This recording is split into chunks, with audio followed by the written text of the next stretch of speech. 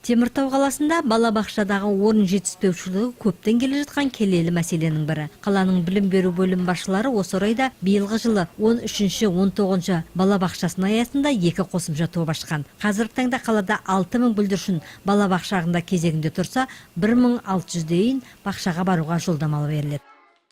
Данные по открытию групп. Біз аталмыш топтардың ашылған жайлы мәліметтерді қаланың баспасөз беттерінде жарияладық. Орындарды бөлуді шынайы түрде қалалық мәслихат депутаттарының, қоғамдық кеңес мүшелері мен мектеп директорлары кеңесі мен қаланың білім беру бөлім мамандардың қатысуымен бірлесіп шештік.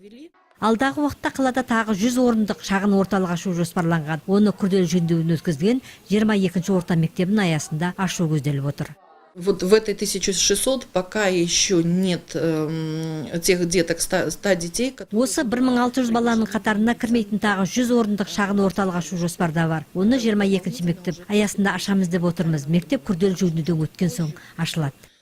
Қалада жекеменшік бала-бақшаларда жұмыс жасауда. Анна Стариковскаяның айтуынша, білім беру мемлекеттік стандарты бойынша жұмыс жасайтын осындай 7 жекеменшік бақшалар бар екен.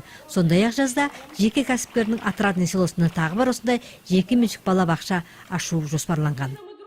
По государственному социальному заказу мемлекеттік әлеуметтік тапсырыс бойынша қаланың білім беру бөлімімен 4 білім беру мекемесі жұмыс жасайды. Олар Әубәкіров атындағы гимназия, жанындағы шағын, орталық, Престиж және Семей Светик мекемелері.